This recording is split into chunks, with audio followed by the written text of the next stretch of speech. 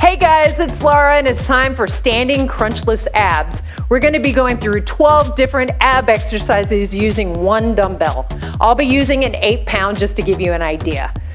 We'll be doing everything standing, no warm up, quick cool down at the end, less than a minute, and then I'll get you on your way. This will make a great add-on for another workout. You ready to get started? Grab your dumbbell. Okay, are you ready to get started? So I'm going to be using an 8-pound weight throughout this workout. Every exercise is 50 seconds of work with 10 seconds rest. Our first exercise is a squat, press, and then come up. Squat, press, then come up. So really sit back into those hips and tighten that core as your arms go out. Okay, so just make sure you're not going forward into the knees, keeping that chest lifted. So you can always do this with heavier weight, lighter weight, no weight. You're not holding your breath. Yes, I decided to wear my glasses. I was too lazy to put my contacts in. You're like, that is the ultimate of lazy. 10 more seconds. And 3, 2, 1. Okay, now we have a wood chop. So hold that dumbbell. Of course, use control. And I'm going to chop. Okay, so I'm bringing it back. Go.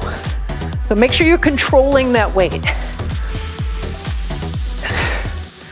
So of course you keep the core tight on all of these exercises you do. So you can bend a little more, twist a little bit more if you want to. You could do this without weight. So we're trying to get that rotation in there.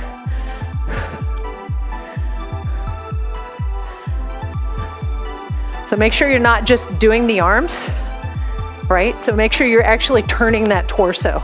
10 more seconds. If you're keeping that core brace, you should really feel it. Time. Okay, get that away from my mouth. We're gonna switch sides. So put the other hand on top, stagger your stance, bring it up, go. Now if I'm right-handed, so this side feels a little awkward to me. I'm not fortunate enough to be ambidextrous. That would be nice, wouldn't it? So I'm turning my chest with the weight. So of course this is not just working the abs, it's working muscles of the hips and your back. Those are the core muscles. I know a lot of times people tend to think core, they think six-pack abs, right? But we're thinking functional movement because throughout life, you know, we need to do different motions and our core needs to be able to support us. So we stay injury-free and time. Okay, next exercise, we're gonna go back to the squat. So you're gonna squat, turn to the side, bring it up, and then go the other way. Okay, here we go. Squat, reach, up. So you can stand a little bit wider. That might help you feel a little more stable.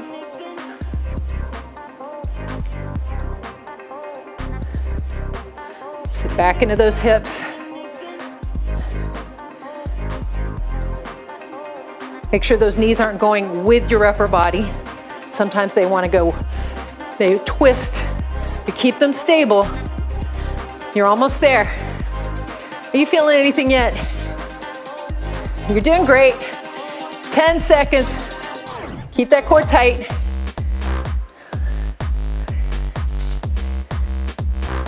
And time. Okay, next exercise. We got a figure 8. So think wide as opposed to high, okay? Side to side. Now, if you feel like you can't control the weight, that means you need to lighten it, right? So sometimes I'll have clients that are just starting out and I'll have them do it without weight. Then we progress to a lightweight like a 3 and then so on. So you start where you are, wherever you can manage good form. Sometimes people will look at an exercise and go, I can't do that, therefore I can't do the exercise. It just means you got to start where you are. So again, thinking wide as opposed to high. You're going to get a little bit of shoulders. That's why I don't want you to go too high. I want to emphasize that twisting. All right, next exercise. Maybe I shouldn't have worn my glasses. They're sliding down my nose. Okay, so you're going to go down, bring it around. Down, bring it around. So really reach behind you. Up and around. Now you could do this with a kettlebell. My kettlebell is heavier. And I just want to stay consistent with one weight.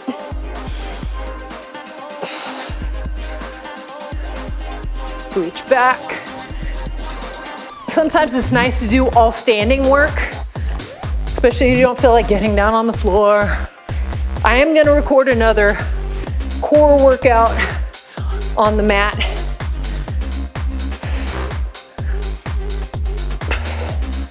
Just know core work is not going to burn the fat off your belly, okay? I wish. I'd be doing it all day long. Okay, so now, more twisting. We're going to bring it across and across, across, across. Now this is a shorter lever with my arms bent. Okay, so I could reach longer lever. How you doing? You doing okay? So think of that knee lifting by pulling your abdominals in, not just bringing the knee up, because then, yes, your abs are going to be working, but you're also getting a lot of hip flexor. So we want to engage those core muscles, the ab muscles, to help with that knee lift as well. 10 seconds.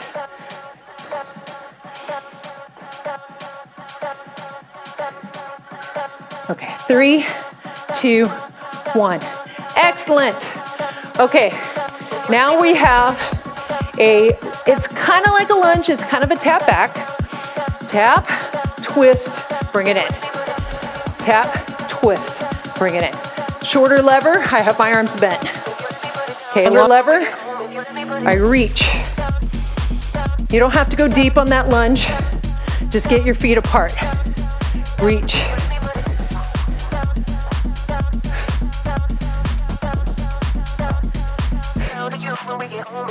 So you could even tap, okay, if you want to modify that movement. That's what I get for looking around.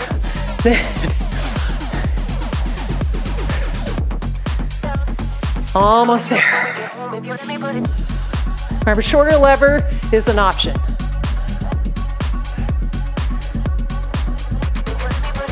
One more. Time. Okay. We have an overhead reach. Overhead reach. It's like a rainbow. So you're going to bring it up and bring it up. Up and over. Up and over. Really lift up. Now see how I'm not keeping my feet planted to the floor. I'm letting my feet turn. Now you might be feeling some shoulder, okay? And that's all right. If you need to go lighter or if you need to put the weight down, you can. Just a lot of times doing standing core work, you're gonna get the shoulders. It's all right, bonus. Anytime we can work more muscle groups, that's a good thing. Reach up and over. Time. We're almost done, almost done. Okay, so this one's usually called like a cyclone, a tornado, something like that.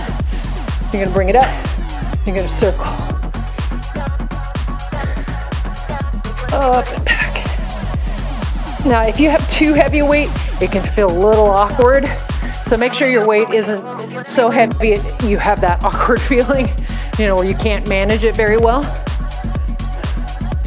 Keep a slight bend in your arms, but keep it the same throughout.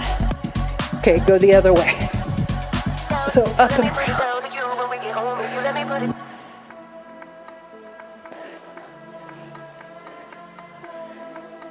Now I'm in Texas, so of course I got to call it a tornado. Why don't we have basements here? Why? I don't get it. They have them up north. Why don't we have them down south where we have tornadoes? And time. We have a lot of rock in the ground here. Okay, windmill. I'm going to stagger my stance, putting the weight in the bottom arm, and I'm reaching and coming back up. Reaching. Modification, don't go as deep. Make sure your feet are not too close together. Okay, reach. So you want to stay laterally as you bend. If your feet are close together, you're not going to be able to get very deep. So you should feel that down your side. Again, even though we're moving laterally, you still want to keep that core tight. Keep it engaged. So I have my palm facing you, 10 seconds. I definitely can see better with these glasses. 3, 2, 1. I just loved it the first time I went to the eye doctor, and he goes, "How do you feel about bifocals?" What do you mean, how do I feel? I want to see. Like I was going to cry or something. Like, I know I'm getting older. I'm okay with it. It's better than the alternative, right? Over. Now, if this bothers your back for any reason, you could do more of a side bend, having your hand on your hip as opposed to that inside the leg. Okay, so you could do that. I probably could have pointed that on the other side. Shame on me. Or just do the side bend without weight. So you could do that. No, there's always a way.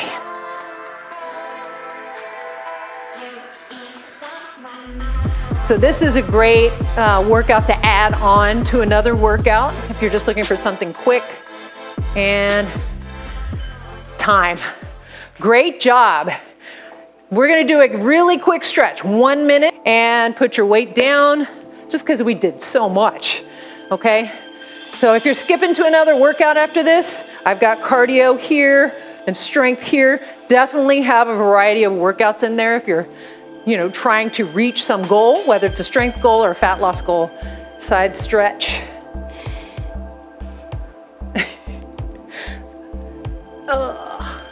And then over the other way.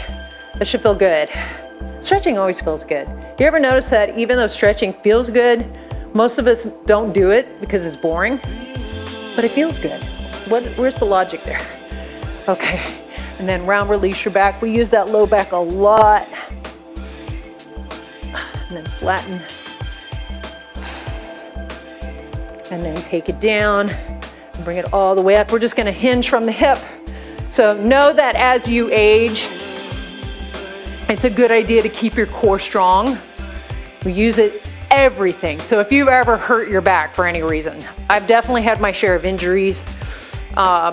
You feel everything in your back. You cough, you feel your back. So it's so important to keep that strong. And that includes your hips. Your hips are, a big connection to the back. And when your hips are weak, your back is gonna have to work that much harder. You did a fantastic job. I hope to see you in the next workout. Message me, let me know how you did, what you'd like to see in future workouts. All right, have a great day. Bye.